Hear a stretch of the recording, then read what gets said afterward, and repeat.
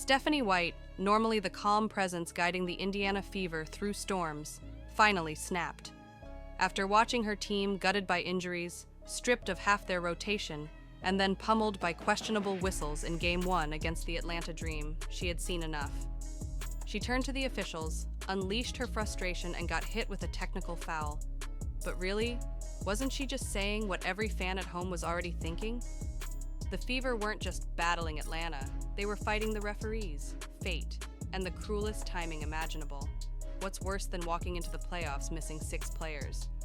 Watching the referees tilt the floor against you when you've already beaten the odds just by making it there. This is the nightmare Indiana lived through in Game 1. Caitlin Clark's season-ending groin injury had already rocked the franchise. Khloe Bibby's knee gave out.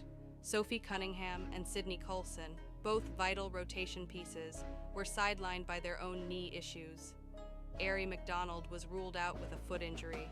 And then, less than a day before the playoffs began, Damiris Dantas was placed under concussion protocol. 6 names gone, 6 weapons stripped away, leaving the Fever with a skeleton crew and no room for error. Yet they still had to step onto the floor in Atlanta against a Dream roster that was fully loaded and hungry. That kind of adversity should have buried them. Instead, Indiana brought every player, injured or not, to Atlanta. It was a statement of unity, a defiance of circumstance.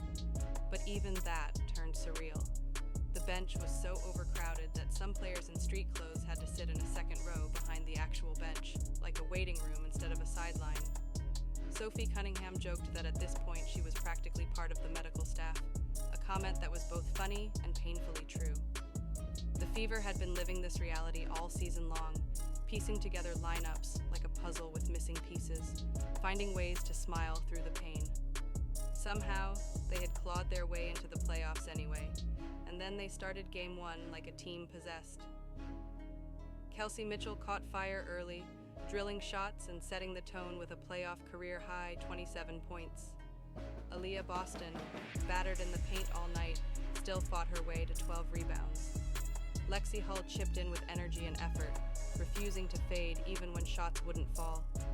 For a while, it looked like the impossible might happen. Indiana built a 15-6 lead, moving the ball, controlling the glass, and quieting the Atlanta crowd. But that's when the whistles started. The calls were maddening. Lexi Hull whistled for fouls when replays showed she hadn't even touched her opponent. Aaliyah Boston took an elbow to the face and somehow got called for the foul. Brianna Turner battled inside, only to be punished for contact that Atlanta's bigs were getting away with possession after possession.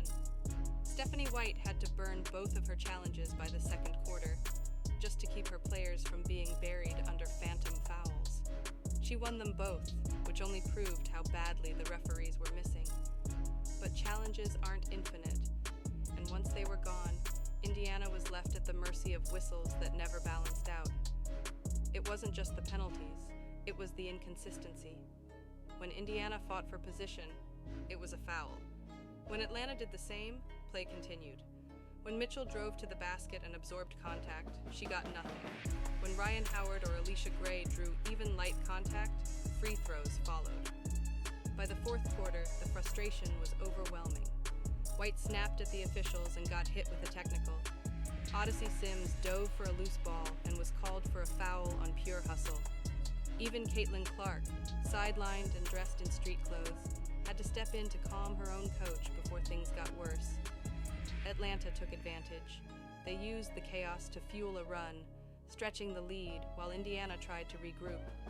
The Dream's depth was obvious: fresh bodies, balanced scoring, and a defense that swarmed every Fever possession. Ryan Howard poured in 20, Alicia Gray added another 20, and Naz Hillman contributed 16 off the bench. Brittany Griner's presence in the paint forced Indiana to crowd the lane, opening up space for Atlanta's shooters. Indiana, by contrast, shot under 35% from the floor and just 2 for 15 from 3. Without Clark's spacing, Atlanta dared the Fever to shoot from deep and packed the paint, choking off driving lanes. Still, Indiana never folded.